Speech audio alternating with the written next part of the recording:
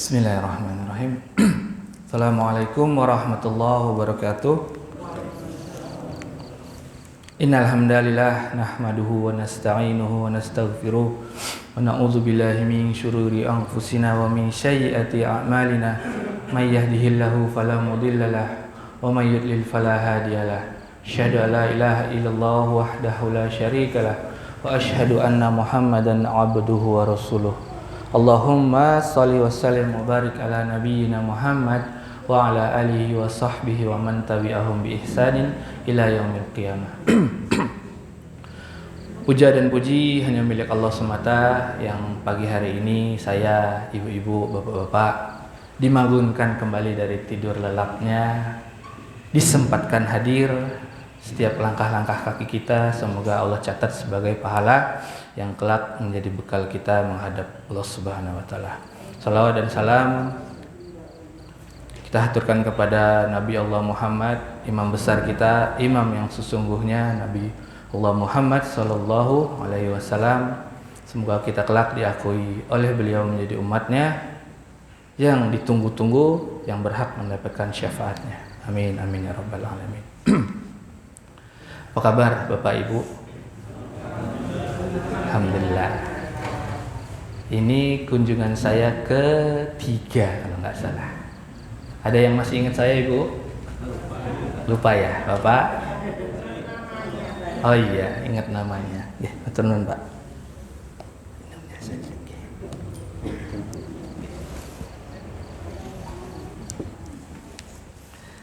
Ya.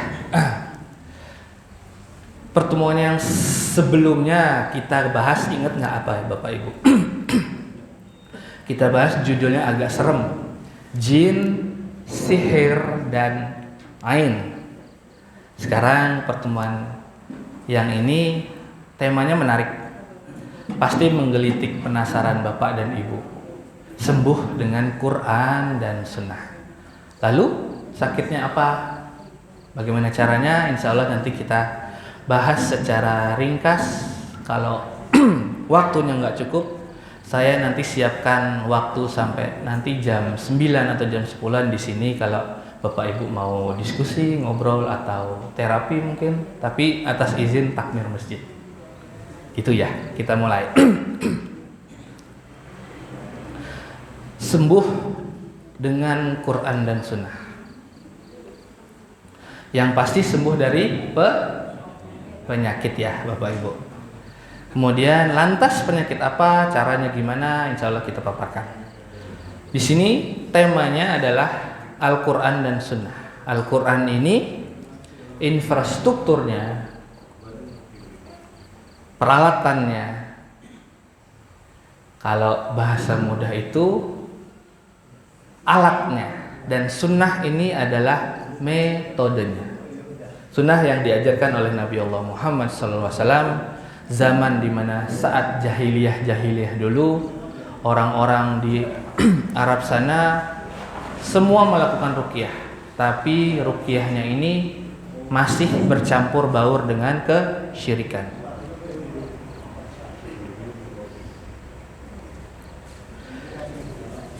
Sakit dan dosa. Sakit dan dosa ini bersinergi Bapak dan Ibu. Dalam surat Asy-Syu'ara ayat ke-30, sakit itu karena dosa. Wa ma asabakum min musibah fabima kasabat aydikum. Bahwasanya sakit, musibah, ujian itu tidak lain dan tidak bukan karena dosa-dosa kita sendiri. Dan hadis riwayat Muslim juga menjelaskan bahwasanya tidak ada seorang mukmin pun yang tertimpa kesedihan, sakit, capek, rasa gundah gulana, tidak lain dan tidak bukan Allah ampuni, Allah gugurkan daripada dosa-dosanya. Nih pertanyaan ini buat kita semua. Kapan terakhir kita minum obat? Ada yang masih rutin minum obat Bapak? Ada ya Ibu? Ada. Semoga hari ini terakhir minum obatnya. Amin ya. Amin. Saya akan garis bawahi obat di sini pada satu kalimat yang ibu-ibu atau bapak-bapak mungkin harus mencatat juga atau harus menggarisbawahi juga. Misal nih, kita ke dokter, dikasih obat, diminum 1 bulan, 2 bulan, 3 bulan, 4 bulan, atau seumur hidup. Kalau saya tanya nih, akal sehat kita semua, obat yang diminum seumur hidup itu menyembuhkan atau cuman meredakan? Meredakan ya, sepakat ya. Oke.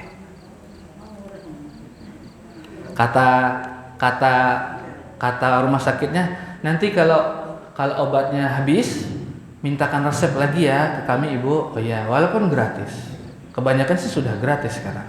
Lagi dan lagi. Tapi obatnya diminum sampai mati atau seumur hidup. Kita akan bahas akarnya, akar kenapa obat ini nggak menyembuhkan. Seperti ini ya Bapak Ibu, parfum dan bau badan. Kita pakai parfum 2 kilo setiap hari, tapi nggak pernah mandi. Masih bau atau wangi? Masih bau. Lalat dan sampah. Di rumah kita banyak sampah, kita kasih parfum atau kita buang sampahnya? Buang sampahnya. Sepakat, alhamdulillah. Ada 3 jenis penyakit Bapak dan Ibu. Mungkin pernah ada yang sudah membahasnya, kita murojaah kembali. Yang pertama, sakit pada jasmani. Jasmani itu semua hal yang berhubungan dengan jasad. Contohnya, patah tulang, kita kemana? Ke tukang urut. Kita lapar, kita makan. Kita haus, kita minum. Kita ngantuk, kita begadang. Kita tidur. Terus apalagi? Lain-lain lah. Kita batuk, kita minum obat batuk. Semua sifatnya medis. Semua sifatnya terlihat pada panca indera kita, yaitu mata. Kita rasakan, kita cubit ini sakit. Kita gerak mungkin kalau patah tulang atau jatuh, rasanya pasti sakit. Kemudian penyakit dalam sisi ruhiyah atau kolbu atau pada jiwa.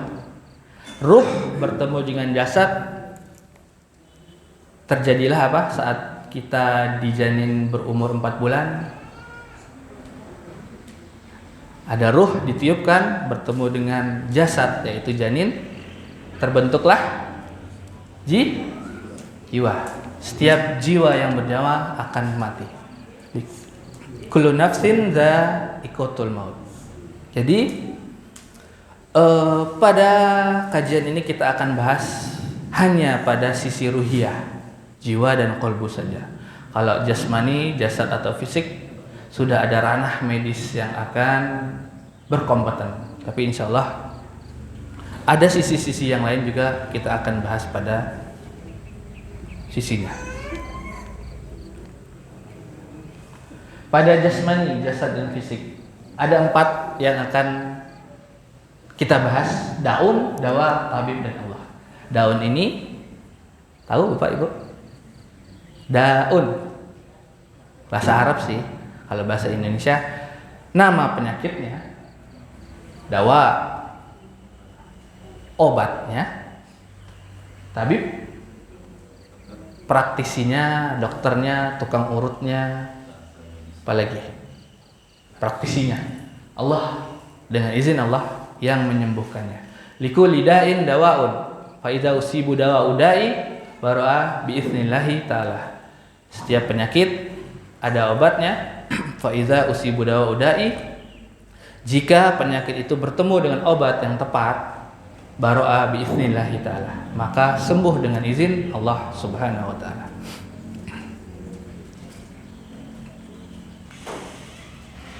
Kemudian pada sisi ruhiyah, jiwa dan kolbu. Surat Al-Baqarah ayat ke-10, fi qulubihim maradun fazadahumullahu marada. Marad ini sifat penyakitnya, Qalbu ini tempatnya syifa. Syifa adalah, tahu Ibu, Bapak Ibu? Nama orang atau nama penyembuh? Oke, penyembuh. Dan asy-syafi, yang maha penyembuh, yaitu Allah Subhanahu wa taala. Ada 4 elemen yang akan kita bahas.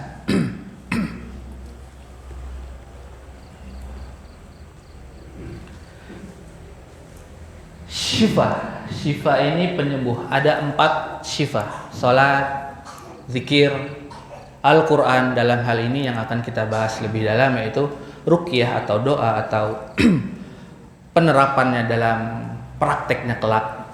Dan yang keempat adalah ilmu. Majelis kecil ini termasuk dari 4 dari sifat tersebut. Ada nggak Bapak Ibu yang sering pusing, selalu kambuh-kambuhan? Ada? Yang sering marah, nggak tenang? Saya kasih satu pertanyaan. Yang tadi bilang ada, sholatnya sering lupa nggak rakaatnya?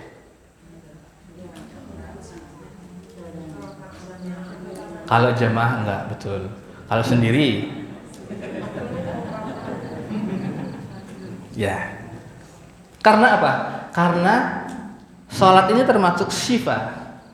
Qalbu, lupanya rakaat sholat, dendam menahun, itu termasuk penyakitnya. Penyakit bertemu dengan obatnya itu akan bersinergi. Maka dari itu kita lupa rakaat sholat. Kita baca Al-Quran ngantuk. Kadang ada juga yang tulisannya hilang, bahkan buram.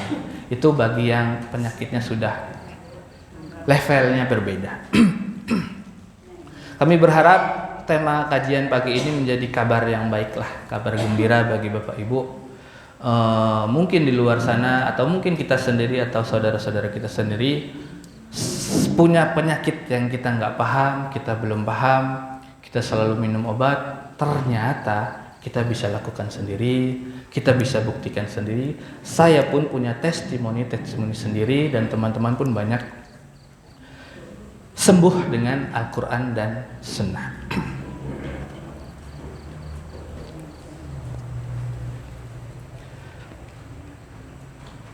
Penyakit skizofrenia. Skizofrenia, Bapak Ibu pernah dengar? Belum. Skizofrenia ini menuju atau OTW kepada sakit gila. Tahu Bapak Ibu obatnya apa? Narkoba. Percaya nggak? Saya cerita sedikit.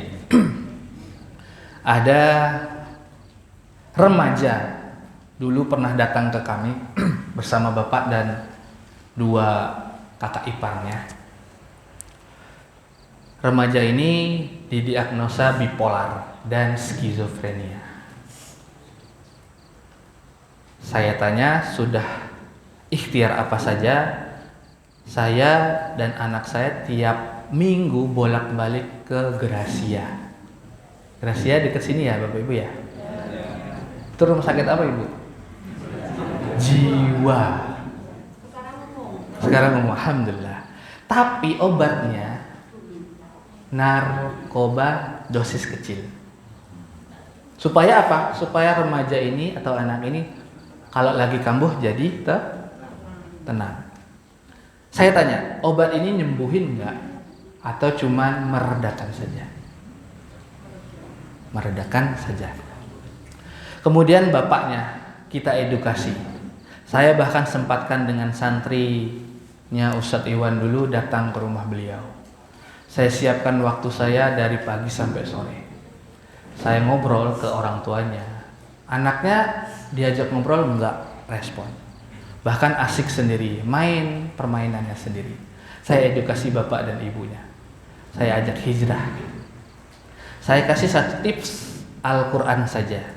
Bapak mau nggak, ibu mau nggak obatnya disingkirkan dulu, masuk lemari dulu lah. Saya terapi atau kita terapi 1 minggu atau 1 bulan. Ibunya nggak mau waktu itu, tapi bapaknya alhamdulillah mau. Saya titipkan dengan tips terapi Al-Qur'annya menyiapkan satu, air wudhu bapak dan ibunya, kalau ada kakak-kakaknya, kalau ada adik-adiknya. Ada yang pernah dengar air wudhu buat apa ibu, bapak? Buat terapi al-ain. Nanti kita bahas deh. Air wudhunya. Kemudian kedua, siapkan mushaf. Tiga, siapkan air di ember. Kalau ada, siapkan juga daun bidara. Tahu bidara? Tahu ya. Kalau bahasa Jawa tuh daun wido. Saya titipkan saja ke bapak ini. Sebelumnya saya terapi sekitar 1 jaman. Anaknya masih asik main-main. Masih asik main-main, lari-lari sana sini. Bahkan nyanyi-nyanyi dan ketawa-ketawa. Saya bilang pertemuan pertama memang enggak sepenuhnya berhasil. Yang akan berperan adalah bapak dan ibunya sendiri. Saya titipkan, bapak bacakan suratul Baqarah setiap selesai sholat. Kalau nggak bisa sekali duduk, dicicil 3 hari. Subuh 100 ayat misalnya, zuhur berapa ayat, dan seterusnya. Setiap selesai kita bacakan, kita tiupkan pada air yang tadi disiapkan. Baca tiup, baca tiup, baca tiup sampai khatam 286 ayat. Bapak doakan air tersebut supaya menjadi perantara anaknya mencari kesembuhan. Dimandikan 3 hari kalau nggak salah, 3 hari berturut-turut dengan air tadi, dengan sedikit garam kalau ada, dengan daun bidara juga. Alhamdulillah, bapaknya akhir bulan WA saya, ngabarin kalau anaknya sudah nggak minum obat, sudah masuk sekolah lagi, sudah senyum kembali, sudah bisa ngaji dan sholat lagi.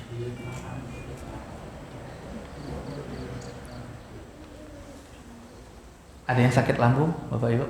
Asam lambung? Asam lambung ini kalau gejolaknya memuncak pasti ke vertigo. Jantung, skizofren, autoimun. Jantung ini sakit medis atau non medis? Medis. Tapi pembahasan kita ini psikosomatis. Psikosomatis penjelasan ini penyakit ruhiyah atau psikis atau kolbu yang berdampak pada jasad atau fisik yang terdeteksi medis. Memang dokter bilang atau dokter mendeteksi sakit kita jantung. Tapi jantung ini sumbernya, akarnya apa? Pertama, takut. Takut yang berlebihan. Ada juga diabetes. Ada yang diabetes Bapak Ibu? Ibu? Yang mana? Boleh tahu saya? Oke, Bapak yang mana? Nggak ada ya? Ibu yang diabetes, amarahnya gimana? Membludakkah atau biasa-biasa aja atau biasa? Benar. Kemudian skizofren yang kita bahas tadi, kemudian autoimun dan bahkan cancer. Autoimun ini kata medisnya sel-selnya memakan sel-sel yang baik. Tapi akar masalah ini kita nggak tahu. Kita dikasih obat terus, dikasih obat terus, dikasih obat terus. Akarnya sederhana Bapak Ibu, yaitu kesedihan. Sedihan, ya banyaklah kecewa, awalnya kecewa. Dihianati, dibully bahkan. Kemudian cancer. Cancer ini berita baik bagi Bapak Ibu. Kami alhamdulillah dengan tim Rehab Hati Jogja dan Rehab Hati Foundation menemukan formula yang tepat bagaimana cancer ini bisa sembuh tanpa obat. Testimoninya ada banyak, orangnya juga ada di sini. Kalau Bapak Ibu nanti mau ngobrol, saya kasih waktu ngobrol sama beliau. Cancer ini berpaduan antara 3 penyakit hati: takut, marah, dan sedih. Kalau kita bisa mengurai 3 elemen tadi, 3 perasaan tadi, setengah jam saja kanker itu pelan-pelan akan kempes, bahkan tumornya akan kempes. Dan dokternya bilang seperti ini, ibu minum obat apa? Ini hasil ronsennya semuanya baik daripada minggu lalu yang kita periksa. Barakallahu fikum. Semoga semangat nih Bapak Ibu, gimana caranya atau gimana kita nggak perlu jauh-jauh, kita bisa lakukan sendiri, kita bisa mengimaninya sendiri asal kita mengimaninya.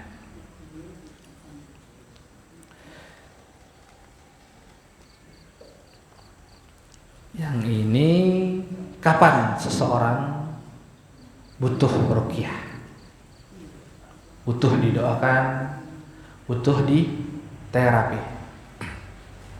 Sebelumnya ini pembahasannya beda. Yang pembahasan sebelumnya ada yang mau ditanyain nggak Bapak Ibu? 5 menit.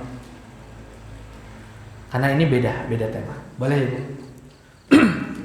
Di sini sama-sama kami mau tanya Ustaz, kalau seandainya ini tadi mendengar penjelasan Ustaz, tapi mendengar dari hati sedih, Marah, takut, itu kecil. kalau seorang guru marah itu mesti dengan di lingkungannya, atau seorang ibu marah mesti dengan lingkungan keluarga. Yang kami tanyakan, kalau orang yang sakit ginjal misalnya dari darah tinggi menjadi jantung atau lanjutannya ke ginjal, kreatinnya tinggi, itu penyebabnya juga sama atau mungkin obatnya kalau ini apa tuh? Oke. Baik Ibu. Oke. Kalau Kalau kita marah, kita seorang guru atau kita seorang pengajar kepada anak-anak kita, pada murid-murid kita, itu kita berinteraksi dengan orang lain. Yang dimaksud di sini adalah marah yang di sini. Qalbu. Kita simpen, kita pendam, kita marah ke suami, kita nggak sampai gitu. Kita marah ke ipar, mertua, sampai tahunan, tahun lagi. Itu Ibu. Dendam. Kalau tidak dendam, tidak. Insya Allah enggak. Jadi kita tuh tidak berhubungan dengan orang lain terhadap diri kita sendiri, qalbu kita sendiri, psikis kita sendiri. Itulah yang menyebabkan cikal bakal sakit yang tadi disebutkan. Gitu. Tapi seandainya seseorang itu tidak pernah marah, yang namanya marah dengan istri enggak, anak enggak, tetangga enggak, tapi dia sebenarnya sakit jantung karena dari tensi tinggi. Gimana? Oke.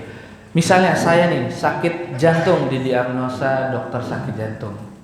Apakah sakit saya ini non medis juga atau gimana? Ada dua. Yang pertama, saya tanyakan dulu orang tua saya, kakek saya, ini penyakit ini secara generasi ke generasi turun atau kita bilangnya itu penyakit turunan atau tidak. Misal, iya ayah saya sakit yang sama, kakek saya sakit yang sama. Itu namanya penyakit turunan. Penyakit keturunan itu dalam hal ruqyah kita ganti bahasanya. Penyakit dari jin keturunan. Kita bisa buktikan nanti. Gangguan dari sumber-sumber setan keturunan atau jin nasab, atau bahasanya yang bahasa medis yang mudah yaitu penyakit keturunan yang secara turun-menurun turun. Yang kedua, murni medis. Murni medis bukan ranah kita, bukan ranah saya atau bukan ranah teman-teman yang lain. Murni medis. Mungkin praktisi medis lah ikhtiar yang paling tepat. Gitu ya Ibu. Yang pertama tadi kita cross check dulu bapak kita, ibu kita, kakek nenek kita, ada nggak sakit yang sama. Kalau ada yang sama, kita telusuri lagi dulunya, zaman mudanya ayah kita ini ngapain aja sih. Perlu proses memang, tapi nggak bisa kita langsung ngejudge. Ini gitu, ini gitu. Kita perlu ngobrol dan diagnosa lebih. Gitu ya Ibu, insyaallah. Sebenarnya, Ya. kalau itu dari orang tuanya, Oke. sudah meninggal, anaknya ada, terus anak ini mempunyai anak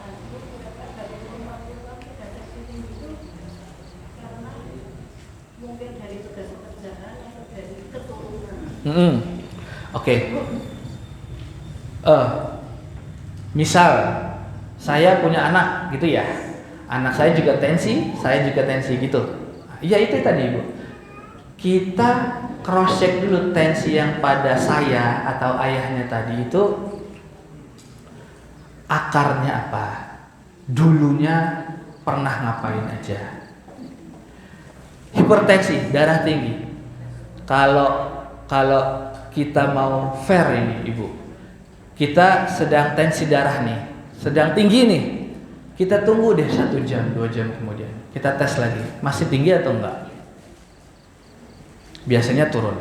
Nah ini akan merubah pandangan kita bahwasanya hipertensi atau darah tinggi lah, itu ada akar yang tersembunyi yang menyebabkan dia naik, dia turun, dia reda, akan kadang sampai memuncak dan lain sebagainya. Butuh waktu memang, tapi sekedar just info hari ini, pagi ini, semua itu kita bisa atasi sendiri sebenarnya. Tapi kalau mau ke medis, oke sekali. Tapi ujung-ujungnya pasti obat. Itu sih yang saya garis bawahi. Boleh lanjut Ibu? Oke. Oh ya, Ibu monggo.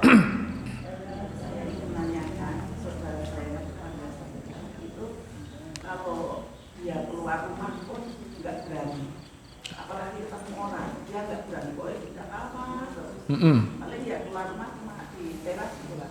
Punya mobil juga nggak berani gitu. Terus punya hajat itu nggak mau nemuin tamu. Pokoknya di jalan karena bisnisnya mungkin pernah takut sekali atau sedih sekali kehilangan adik, kehilangan ayah atau apa itu, sehingga kalau ada kejadian apa itu langsung paget itu langsung masuk kamar, nggak mau keluar. Itu obatnya apa? Apakah dirupiah atau apa? Trauma Ibu ya? Trauma kah orangnya? Trauma? Oke. Ya, ada seorang anak atau seorang dari kita atau saudara kita sukanya menyendiri di rumah, nggak mau berinteraksi, bahkan keluar rumah pun terbatas sekali pada mungkin maksimal di luar pintu atau pagar. Saya pernah temuin di Klaten, anak muda, remaja, cowok bahkan. Pas kita datang nggak mau nemuin. Yang nemuin cuma ibunya saja. Ibunya cerita, anak saya gini, anak saya gitu, gini dan gitu. Kita nggak bisa buat apa-apa karena kita nggak bisa ngobrol, kita nggak bisa temuin, kita nggak bisa ajak bicara. Tapi kita punya tips untuk orang tuanya. Tinggal orang tuanya mau melakukan. Oke, anak dan cucunya. Saya titipkan kepada ibunya waktu itu dengan terapi yang seperti kita bahas sebelumnya. Kelanjutannya perlahan, tapi orang tuanya memang enggak istiqomah, enggak berazam dengan kuat anaknya pengen sembuh. Pengennya ruqyah manggil orang, ruqyah panggil orang. Itu menjadi kelemahan tersendiri Ibu Bapak. Kita bergantung pada orang lain, yang orang lain itu mungkin datang dengan niat yang campur aduk. Wah, saya datang ke rumah ini kok rumahnya bagus ya, mobilnya 2 lagi, wah besar, amplopnya pasti gede nih. Biasanya seperti itu. Niat itu mempengaruhi, campur aduk. Tapi kalau orang tua kita lakukan sendiri, anak cucu kita lakukan sendiri, insya Allah ikhlas, insya Allah kuat tekadnya. Kemudian yang tadi kembali ke pertanyaan Ibu, bagaimana solusinya?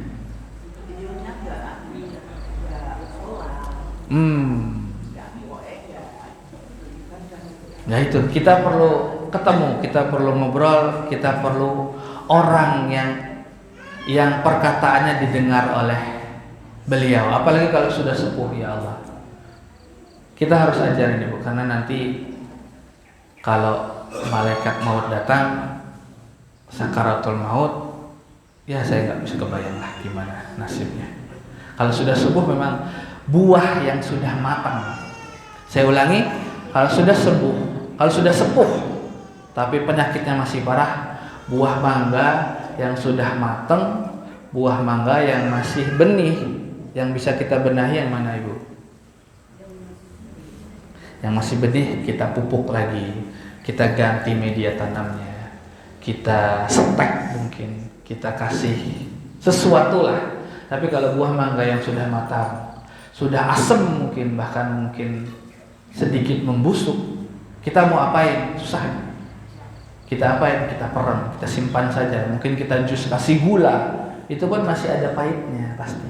Benar nggak? Gitu ya. Terapinya Ibu susah, tapi syaratnya orang itu harus mengimani dulu Al-Qur'annya. Kalau nggak sholat susah. Tapi kalau yang di Klaten dulu atau teman-teman yang lain hafiz Quran, menurut Bapak Ibu bisa ganggu jin nggak? Bisa. Saya temuin mungkin hampir 30 juz, tapi dia nggak bisa ketemu orang. Kalau ada tamu, pandangannya itu tidak bersahabat. Gimana sih kalau pandangan nggak bersahabat Ibu? Sinis. Saya pernah itu. Saya datang berdua. Saya datang ke rumah beliau. Anaknya duduk dengan pandangan yang tadi tidak bersahabat. Ngapain sih ini orang? Ngapain sih ini orang? Ibunya cerita, anak saya ini sudah hampir mutqin baca Quran atau menghafal Quran, Ustaz. Beliau di Taruna Quran, tahu? Lempong Sari. Itu akreditasinya katanya sih bagus. Yang setahu saya juga bagus. Bahkan pernah mau loncat dari rooftop asramanya ke bawah. Pengen bunuh diri. Karena itu tadi trauma, nggak bisa berbaur dengan sekitarnya. Pandangan-pandangan yang sinis, tidak bersahabat. Saya terapi 3 minggu saja. Tapi saya datang cuma 3 kali. Ayah dan ibunya menterapinya 3 minggu. Alhamdulillah sekarang ya sudah lulus, sudah wisuda, sudah sering ikut saya meruqyah, sudah temenan lah. Yang dulunya nggak bersahabat, sekarang sudah ya alhamdulillah baik sekali perkembangannya. Tapi itu tadi syaratnya. Kalau yang belum sholat ya harus sholat dulu. Kalau yang sudah hijrah mudah, tinggal diarahkan, tinggal dikasih tahu solusi atau step-stepnya saja. Gitu sih. Cukup Ibu atau belum jelas? Ya susah ya.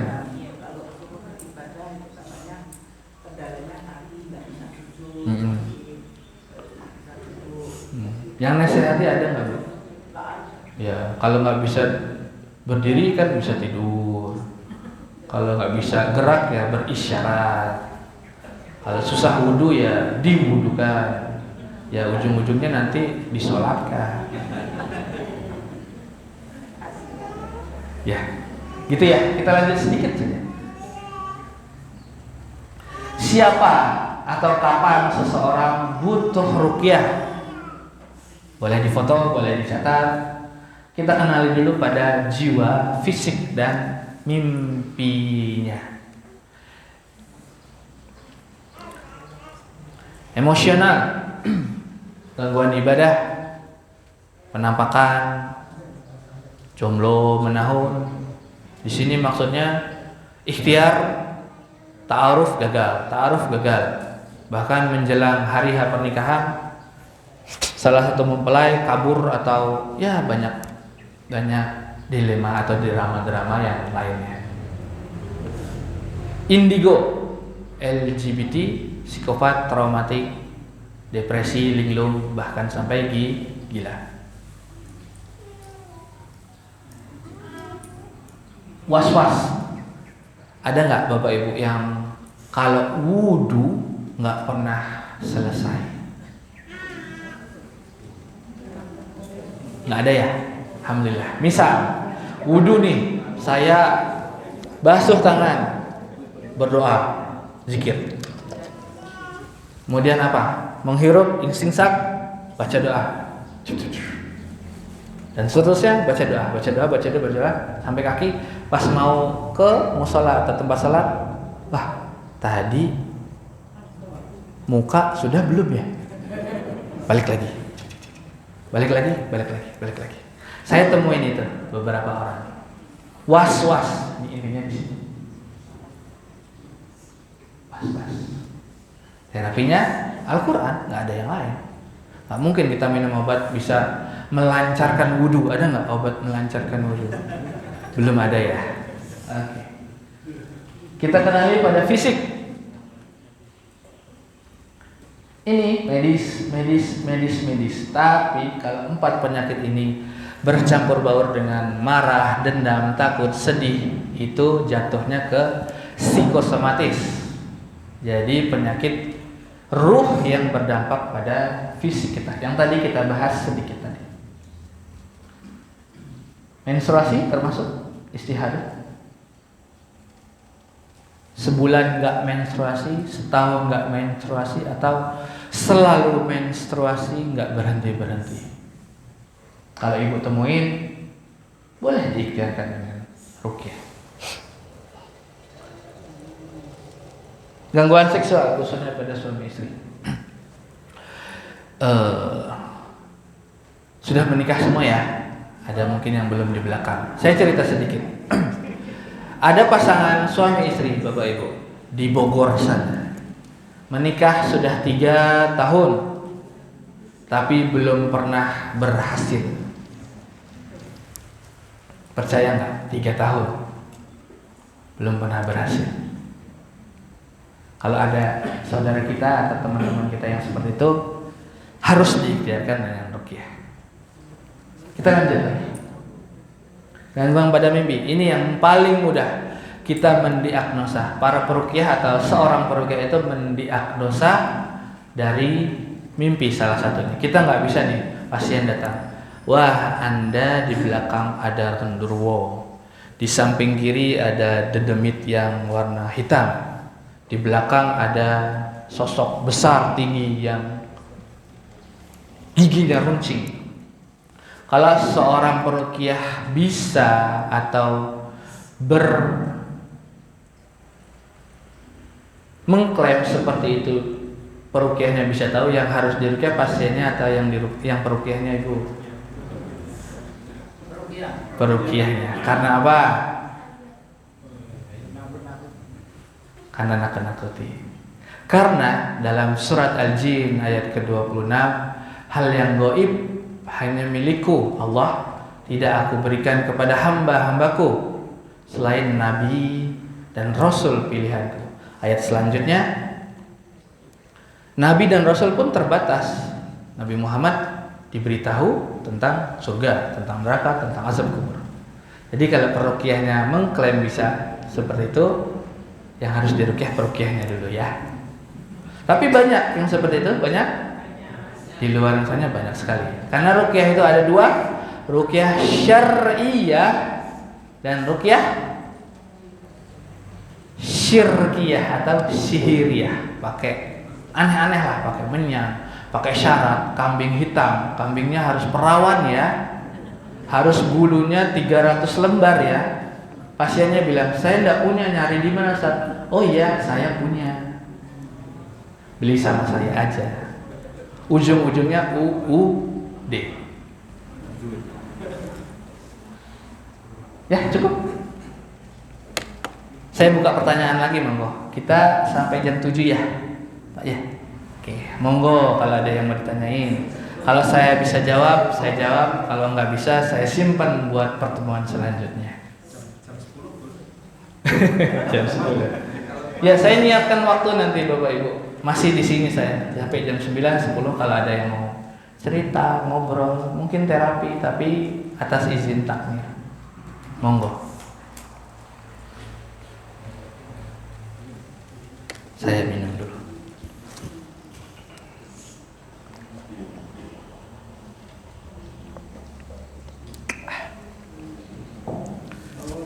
Monggo. Kalau nggak ada yang tanya kita sedikit praktek nanti. Saya itu lama itu kena penyakit masalah pernapasan. Sesak napas Pak? Oke. Ya berobat kemana-mana, tapi tidak sembuh ya, kambuhan. Kambuhan ya. Itu apakah bisa Minum obat enggak, Pak? kalau lagi kuman? Lagi kemana? Oke. Kadang lama nggak minum nggak apa-apa. Oke. Kadang mendadak datang biasanya. Asma aja berarti ya? Bukan? Bilangnya dokter asma. Asma, oke. Tapi udah lama nih dari kecil ya. Dari kecil. Orang tua? Sakit yang sama? Ada riwayat. Nah, Nenek. oke. Yang kita bahas tadi, kalau Bapak Ibu masih ingat, kita tanyakan orang tua kita, kalau ada, kita telusuri lagi sumber-sumbernya. Bisa diruqyah? Tentu saja bisa. Tapi ruqyah, misalnya saya datang ke rumah Bapak Ibu, ruqyah sejam, 2 jam, saya pulang, apakah seperti itu selesai? Enggak. Orangnya dulu, kuncinya pada orangnya itu. Saya mungkin besok datang lagi, saya datang lagi. Tapi insya Allah saya atau teman-teman di sini niatnya memang sudah lurus lah insya Allah. Tapi kalau anak-anak muda yang lain sedang kami bimbing supaya niatnya pun sama. Tulus dan fulus beda satu huruf Ibu ya. Tulus, fulus, satu huruf awal itu mempengaruhi kesembuhan. Kalau ditanya bisa sembuh, bisa Pak. Sesak nafas itu di sini. Tadi kita bahas ruhiyah, tempatnya di sini Pak. Caranya kita nanti ngobrol, boleh? Ya. Ada lagi nggak? Monggo Pak. Waalaikumsalam warahmatullahi. Tadi saya tertarik dengan yang kristenisasi baik itu. Oke. Ya, kita kembali. Itu agak bikin merinding. Di mimpi ya atau di mana Pak? Ya, Oke.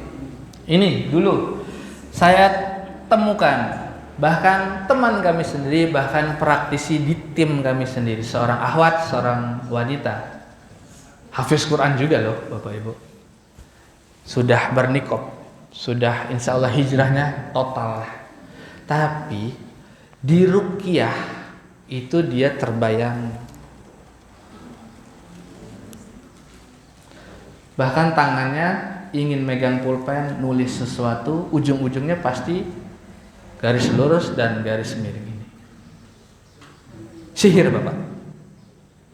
Itu 90% pasti dari eksternal, dari sihir. Karena dari lahir anaknya Islam, sudah hijrah total bahkan. Tapi diganggu setan. Hafiz Quran diganggu setan.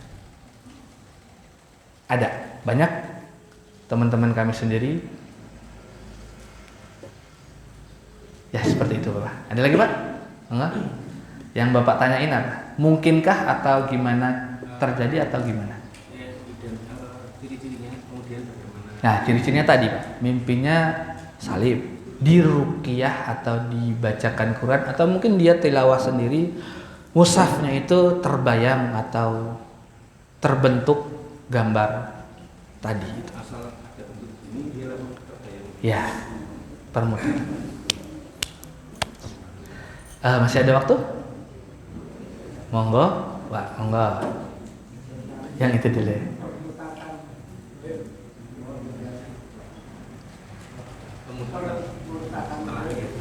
Oh ya, kristenisasi dan permutaan gaib. Pada mimpi kita didatangi selalu oleh lambang tadi Bapak, permutaan gaib. Kita bahkan seorang muslim, kita pengen berpindah agama secara tidak sadar, secara tidak terbendung. Apa sih gejolak ini, saya pengen pindah agama, saya pengen pindah agama, saya pengen apa? Padahal dari kecil muslim, dari kecil, ayah dan ibunya pun muslim. Secara gaib, secara tidak bombardir. Kalau di luaran sana kan banyak dikasih sembako supaya apa? Supaya satu kampung itu ikut agama A. Dikasih pendidikan anak-anaknya supaya satu kampung itu ikut agama A, kan banyak kita temui di Gunung Kidul Bapak Ibu, di pelosok. Ya, monggo Bapak yang belakang. Waalaikumsalam. Yang menanyakan yang penyakit kalau kita sakit datang ke dokter ya maka akan didiagnosa ya. Kemudian akan diketahui perkiraan sakitnya apa, kemudian diberikan resep dan obat. Nah untuk rukyah ini ya, kalau misalnya diketahui penyakitnya apa, itu apakah juga ada resepnya ya? Jadi misalnya surat atau bacaan apa yang Oke. dilakukan. Oke. Kemudian juga apakah kita bisa merukyah sendiri? Waalaikumsalam warahmatullahi. Sebuah penyakit, kalau kita didiagnosa penyakit A, apakah kita bisa merukyah sendiri? Apa saja ayatnya? Bagaimana caranya? Penyakitnya apa saja? Oke. Saya hampir selalu merukyah anak-anak saya saat demam, saat tengah malam dia nangis. Anak saya masih kecil Bapak Ibu, umurnya 4 tahun, masih sering nangis tengah malam, demam pun masih sering. Kalau demam, saya gendong, saya buka baju, anak saya juga saya bukakan baju, saya peluk, saya bacakan Al-Fatihah, ayat kursi, 2 terakhir suratul Baqarah, dan ditutup dengan Al-Ikhlas, Al-Falaq, dan An-Nas. Saya tiupkan di ubun-ubunnya. Misal Al-Fatihah selesai, tiupkan. Selanjutnya tiupkan. Surat selanjutnya tiupkan. Nggak lama, biasanya setengah jam. Panasnya pelan-pelan turun. Itu testimoni saya sendiri. Saya tidak bohong. Saya lakukan sendiri. Teman-teman mungkin bahkan lakukan sendiri. Ada juga anak kecil, bayi yang tengah malam nangis, padahal paginya, sorenya ceria. Dibacakan Al-Quran dengan surat dan ayat-ayat yang tadi, pelan-pelan insya Allah hilang. Bahkan sampai nangis dulu anaknya, orang tuanya juga mungkin harus nangis dulu supaya khusyuk. Dan juga di Imogiri, seorang remaja, anak cewek, masih belum balik bahkan. Keluhannya sama, trauma, anaknya trauma. Tapi saya nggak apa-apain anaknya, saya nggak terapi anaknya, tapi sembuh. Saya terapi orang tuanya, bapak dan ibunya, karena anaknya belum balik, belum tercatat doa padanya, dosa padanya. Saya rukyah kedua orang tuanya, sembuh total, ceria kembali. SD. Terakhir saya ngisi kajian di perumahan sana juga, sekitar 1 bulan yang lalu. Saya bertemu lagi, cerita lagi, alhamdulillah positif, sangat positif. Gitu Bapak. Ada lagi kalau yang belum jelas? Yang tadi sebelumnya. Merukyah sendiri bisa enggak? Ya, gitu ya. Setiap dari kita kaum muslimin yang percaya atau yakin akan surat yang bunyinya Surah Al-Isra ayat ke-82. Ada yang tahu? Tidak aku turunkan bahwasanya Al-Quran ini menjadi huda, petunjuk, dan syifa, penyembuh. Wa qul ja'al haqq wa zahaqal batil innal batila kana zahuqa wa nunazzilu minal qur'ani ma huwa syifa wa rahmatul lil mu'minin wa la yazidul zalimina illa khasara. Semua orang bisa Pak, tapi ada syaratnya di ujung ayatnya tadi, lil mu'minin, orang-orang yang mengimaninya. Bapak, anak-anak bisa, tapi kita imani dulu, kita yakin dulu, kita percaya dulu, kita mungkin hafal dulu. Itu Pak. Setiap dari kita bisa. Monggo Bapak yang terakhir tadi yang tunjuk tangan. Ini kalau itu bacanya itu yang Al-Fatihah itu 1 kali. Oke, berapa kali bacanya?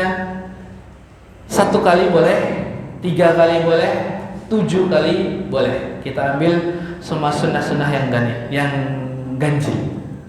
Tujuh Al-Fatihah itu menetralisir racun. 3 itu ya kita banyak temuin, kita berzikir, istighfar 3 kali dan lain sebagainya 3 kali yang ganjil jumlahnya ganjil. Tapi ndak harus. Selama kita niatnya baik, kuat dan tepat, insya Allah rutinkan saja Bapak. Nah, ada lagi? Ya. Ada yang sakit gigi nggak Bapak Ibu? Nggak ada. Saya kasih tips ya, sekalian kita praktek. Saya pernah sakit gigi, atau guru-guru kami juga dulu pernah sakit gigi. Beliau ini bersikukuh sekali, nggak mau ke dokter. Saya nggak mau minum obat pereda rasa sakit. Kemudian beliau bertemu dengan hadis ini. Hadis riwayat Muslim, Bukhari, yang terjemahannya, kalau Rasulullah sering melakukan pada bagian tubuhnya yang sakit, menyentuhkan dengan tangan kanannya. Misal sakit sebelah sini, sakit gigi, misal pusing, misal sesak napas, was-was, kita mau tampil nih, kita mau presentasi kita nih, tangan kanan ini taruh saja di sini, bacakan doa berikut. Kalau Bapak Ibu mau praktek, ayo kita sentuh sama-sama. Kalau ada yang sakit pusing nih, sentuh saja di situ. Kalau ada yang was-was, sentuh juga di situ. Kalau giginya sakit, sentuh juga di situ. Kalau nggak tahu di mana yang sakit, sentuhkan di kolbunya. Kolbu itu jantung ya, jantung sedikit ke kiri. Ikutin saya. Kita baca Bismillah 3 kali. Bismillah, Bismillah, Bismillah. Kemudian baca doa ini 7 kali. A'udzubillahi wa qudratihi min syarri ma ajidu wa uhadzir. Sekali, 2. A'udzubillahi min qudratihi min syarri ma ajidu wa uhadzir. A'udzubillahi wa qudratihi min syarri ma ajidu wa uhadzir. Bat a'udzubillahi wa qudratihi min syarri ma ajidu wa uhadzir. 5. A'udzubillahi wa qudratihi min syarri ma ajidu wa uhadzir. 6. A'udzubillahi wa qudratihi min syarri ma ajidu wa uhadzir. Yang terakhir, a'udzubillahi wa qudratihi min syarri ma ajidu wa uhadzir. Kemudian boleh diusap, boleh ditepuk ringan, boleh diusap ke bawah.